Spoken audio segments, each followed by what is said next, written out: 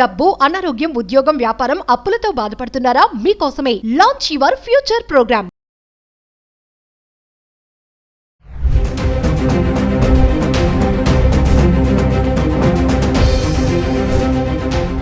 Suman TV ప్రేక్షకులకు నమస్కారం.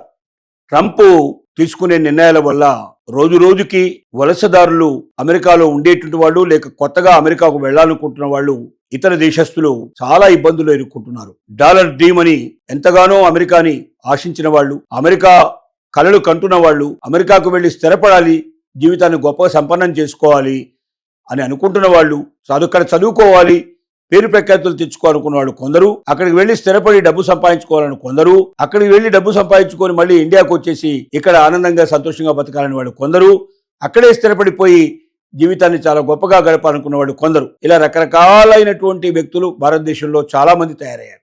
ఇతర దేశాల్లో కూడా ఉండేవాళ్ళు చాలా మంది కళ్ళగాని వాళ్ళు ఉన్నారు. సడన్ గా ట్రంప్ వాళ్ళ కళలన్నిటి కళలు చేశాడు. ఒక రకంగా H1B వీసాకి $1,00,000 పెట్టి ఒక్కసారే అన్ని కళల్ని అతను తెంపేసే ప్రయత్నం చేశాడు. తద్వారా చాలా కంపెనీలు జాగ్రత్త పడి ఏం చేశాయంటే, ముందు జాగ్రత్తగా మనకు TCS లాంటి కంపెనీలు, వాల్మార్ట్ లాంటి కంపెనీలు, పెద్ద పెద్ద దిగ్గజాలైన కంపెనీలు అన్నీ కూడా మనకు అమెరికాలో ఇక ఉండేటువంటి వాళ్ళనే తీసుకోవాలి, మనం ప్రపంచ ఇతర దేశాల నుంచి వచ్చే వాళ్ళని తీసుకుంటే $1,00,000 మనమే చెల్లించాల్సిన పరిస్థితి ఏర్పడుతుంది. కాబట్టి ఒక ఎంప్లాయీ మీద $1,00,000 చెల్లించి ఆ ఎంప్లాయీని తీసుకోవడం కన్నా లోకల్ టాలెంట్ను డెవలప్ చేసుకోవడమే మంచిదనేటువంటి నిర్ణయానికి వచ్చి ఆ వైపు ప్రయత్నం చేస్తున్న సమయంలోనే ఒక్కసారిగా మళ్ళీ ట్రంప్ తన నిర్ణయాలు మార్చుకున్నాడు.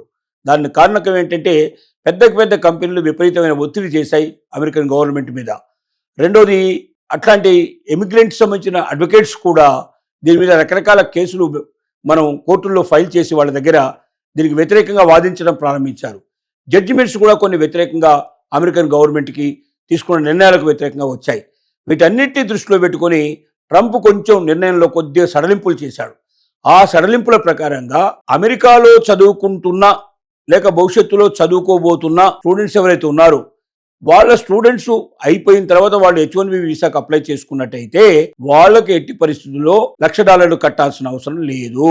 రెండోది ఏమిటంటే, అమెరికాలో ఇప్పటికే వేరే చిన్న చితక జాబులు చేస్తున్న వాళ్ళు కానీ, లేకపోతే అక్కడ ఆల్రెడీ వేరే వీసాల మీద ఉంటున్న వాళ్ళు కానీ, అలాంటి వాళ్ళు కూడా, అంటే ఎక్సెప్ట్ టూరిజం వీసాలు ఇట్లాంటివి కాకుండా L1 వీసాలు కానీ లేకపోతే F1 వీసాలు కానీ ఇలాంటివి ఏమైనా కలిగి ఉన్న వాళ్ళు, వేరే జాబ్స్ సంబంధించిన వీసాలు కలిగి ఉన్న వాళ్ళు ఎవరైనా ఉంటే అలాంటి వాళ్ళు కూడా H1B వీసాకు అప్లై చేసుకున్నట్టయితే వాళ్ళకి ఎట్టి పరిస్థితుల్లో $1,00,000 చెల్లించాల్సిన అవసరం లేదు.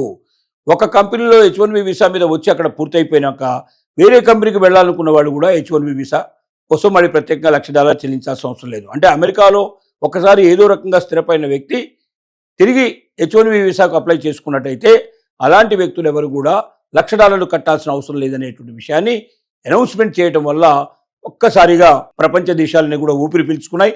దాంట్లో భారతీయులు ముఖ్యంగా, ఎందుకంటే వచ్చేటువంటి L1B వీసాల్లో ప్రతి సంవత్సరం కూడా ఆల్మోస్ట్ ఆల్ H1B వీసాల్లో 171% వీసాలు భారతదేశానికే వస్తున్నాయి.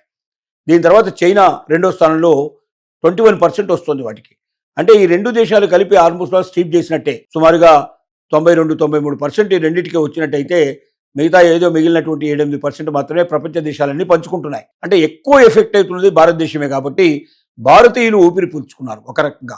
ఎందుకంటే F1 వీసాకి ప్రత్యేకంగా వేరే అంత గొప్ప డబ్బులు పెట్టాల్సిన అక్కర్లేదు. కానీ ముందు స్టూడెంట్గా అక్కడికి వెళ్ళి అక్కడ స్టూడెంట్షిప్ కంప్లీట్ చేసుకున్న తర్వాత H1B వీసాకు మనం అప్లై చేసుకున్నట్టయితే $1,00,000 కట్టాల్సిన అవసరం లేదు.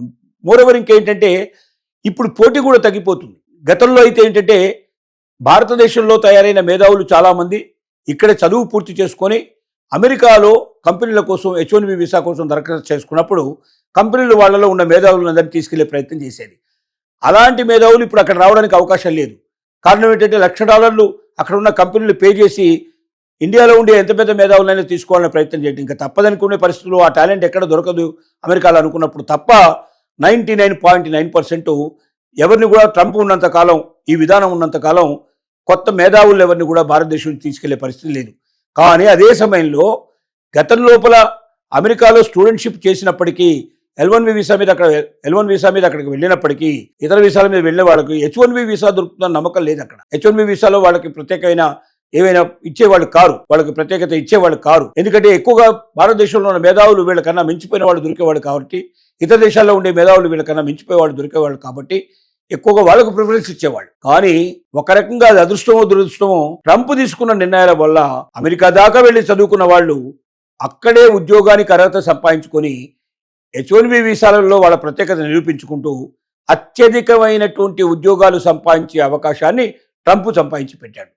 ఈ ట్రంప్ తీసుకున్న కొత్త నిర్ణయం వల్ల విద్యార్థుల్లో విపరీతమైన ఉత్సాహం పెరిగింది. ఏదో రకంగా F-1 వీసా తీసుకొని అమెరికాలో ప్రవేశించి అమెరికాలో చదువు ముగిస్తే మనకు H-1B వీసా దొరికినట్టే లెక్క అనే నిర్ణయానికి వచ్చారు. కాబట్టి కొన్ని చెడు పనులు అంటే ఒక్కొక్కసారి కొంతమందికి నష్టం చేకూరిస్తే మరికొందరికి లాభం వచ్చే అవకాశం ఏర్పడింది. ట్రంప్ తీసుకున్న నిర్ణయాల వల్ల అమెరికన్స్కి ఎక్కువగా ఉద్యోగాలు పెరిగితే, ట్రంప్ తీసుకున్న నిర్ణయాల వల్ల భారతదేశం నుంచి వచ్చే మేధావుల కన్నా అమెరికాకు వెళ్ళి శ్రమించి అక్కడ చదువుకొని అక్కడ చాలా డబ్బు ఖర్చు పెట్టి ఎవరైతే ఉత్తీర్ణత సంపాదించుకుంటున్నారో వాళ్లకు ఉద్యోగ అవకాశాలు మెరుగుపడ్డాయి. కాబట్టి ఒక్కొక్కసారి ఒక నిర్ణయం కొందరికి బాధ కలిగిస్తే కొందరికి సంతోషం కలిగించవచ్చు. ఏది ఏమైనప్పటికీ ట్రంప్ తీసుకున్న నిర్ణయం తాత్కాలికమే. భవిష్యత్తులో ఏ రోజు ఏ క్షణంలో ఏ నిర్ణయం తీసుకుంటాడో తెలియదు. ఆ నిర్ణయాల ఎఫెక్ట్ ఎప్పుడుంటో ఎప్పటికప్పుడు చూసుకుంటూ వెళ్లాల్సింది తప్ప ఈ నిర్ణయం స్థిరమైందని భవిష్యత్ అంతా ఇలాగా ఉంటుందని ఊహించడం చాలా కష్టం. దీన్ని దృష్టిలో పెట్టుకొని ప్రతి క్షణం ట్రంప్ నిర్ణయాన్ని ఎప్పటికప్పుడు చెక్ చేసుకుంటూ దాని ప్రకారంగా మన భవిష్యత్తును మలుచుకోవాల్సిన అవసరం ఉందని మాత్రం తస్మాత్ జాగ్రత్త అని చెప్తూ ముగిస్తున్నాను.